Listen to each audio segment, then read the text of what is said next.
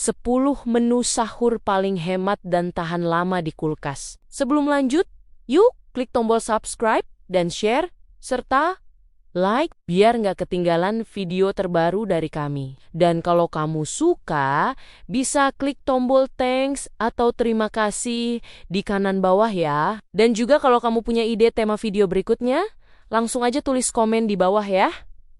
Yuk, kita lanjut lagi.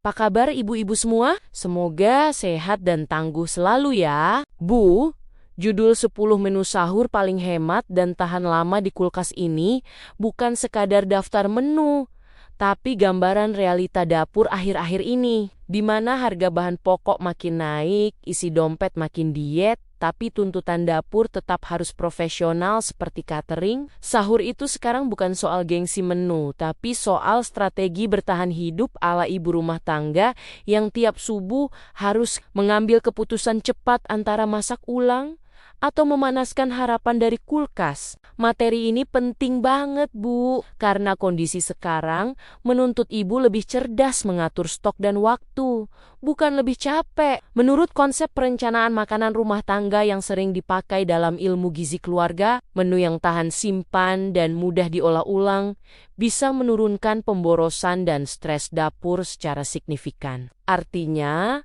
bukan ibu yang kurang niat, tapi sistem dapurnya yang perlu disiasati supaya sahur tetap jalan tanpa drama panci dan emosi. Disinilah pembahasan ini jadi relevan. Karena menu sahur hemat dan tahan lama itu bukan tanda ibu malas, tapi tanda ibu cerdas dan sayang keluarga. Dengan pilihan menu yang tepat, ibu bisa tetap jadi pahlawan subuh tanpa harus mengorbankan tenaga dan isi dompet. Sambil tetap bisa bercanda dalam hati bahwa kulkas sekarang bukan cuma alat pendingin, tapi partner hidup paling setia selama Ramadan. Bu, menu pertama yang selalu jadi pahlawan sahur itu telur. Telur ini ibarat teman setia yang selalu ada walau dompet lagi drama. Mau telur dadar, telur ceplok, atau telur kecap, semuanya sah-sah saja dan gak pernah dihujat keluarga. Realitanya, ibu bisa goreng telur sambil setengah merem,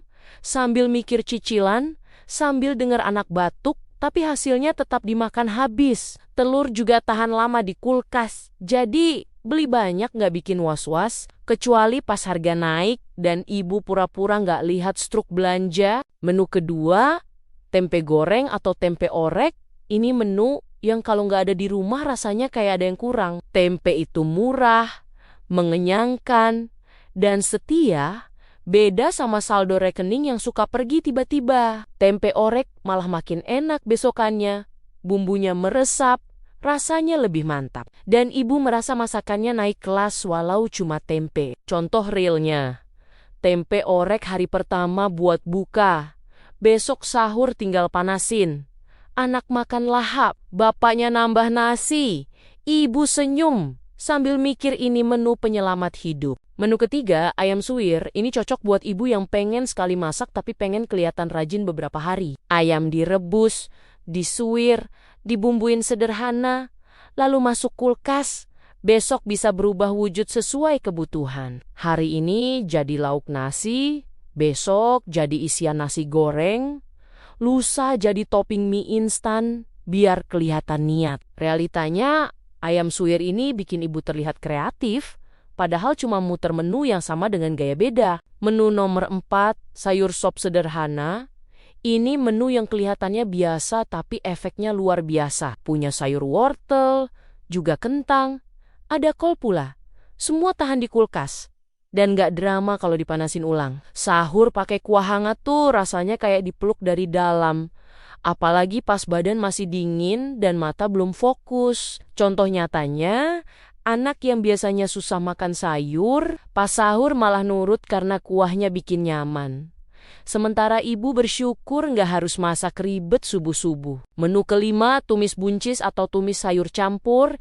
Ini menu yang sering diremehkan tapi jasanya besar. Sayur jenis ini nggak gampang layu, disimpan semalaman di kulkas masih aman dan rasanya nggak aneh. Ibu tinggal panasin, tambahin nasi hangat, Sahur pun beres tanpa drama. Realita di lapangan, tumis buncis ini sering jadi saksi ibu yang masak sambil ngitung hari sampai lebaran. Menu keenam, ikan goreng. Ini menu yang kalau digoreng kering bisa bertahan dengan gagah di kulkas. Tinggal simpan di wadah tertutup, besok sahur tinggal panasin, aromanya masih menggoda iman. Ditambah sambal sedikit, langsung berasa lengkap walau lauknya cuma satu. Contoh nyatanya, ikan goreng ini sering bikin bapaknya komentar, "Sahurnya enak ya."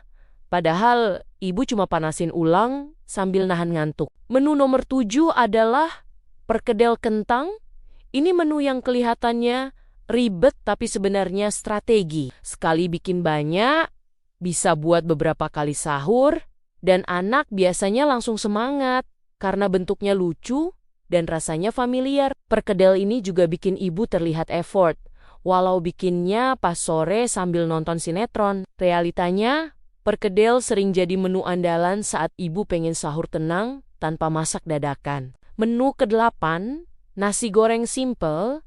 Ini menu sejuta umat yang selalu bisa diandalkan. Nasi sisa malam, telur, kecap, bawang selesai tanpa perlu mikir panjang. Dibikin malam hari, disimpan di kulkas, sahur tinggal panasin, rasanya tetap aman dan perut kenyang. Contoh logisnya, nasi goreng ini sering jadi penyelamat pas ibu bangun kesiangan, tapi masih pengen merasa produktif. Menu ke-9, tahu bacem atau tahu goreng.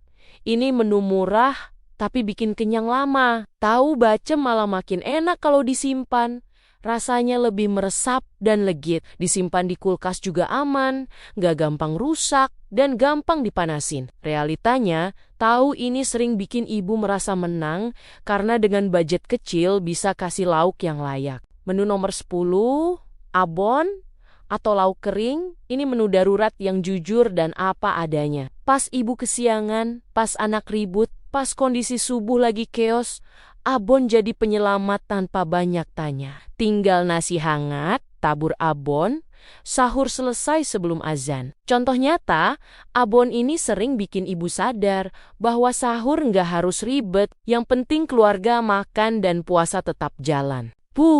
Dari semua menu sahur tadi, sebenarnya yang paling penting bukan lauknya, tapi perjuangan di balik dapur yang kadang sepi, kadang berisik, tapi selalu penuh niat baik. Karena di balik nasi hangat itu ada kepala yang masih setengah ngantuk dan hati yang tetap ingin keluarga kuat seharian. Meski sambil ngitung sisa belanja di pikiran. Kadang ibu dituntut serba bisa, masak cepat, irit, enak, bergizi, dan tetap waras. Seolah-olah dapur itu cabang Kementerian Logistik Rumah Tangga, padahal yang diharapkan cuma satu, keluarga kenyang, puasa lancar, dan ibu masih bisa duduk sebentar sambil tarik napas tanpa drama. Jadi Bu, kalau sahur hari ini menunya sederhana, itu bukan tanda kurang, tapi tanda cukup. Cukup cerdas mengatur, cukup kuat bertahan, dan cukup optimis menjalani hari. Karena selama ibu masih bangun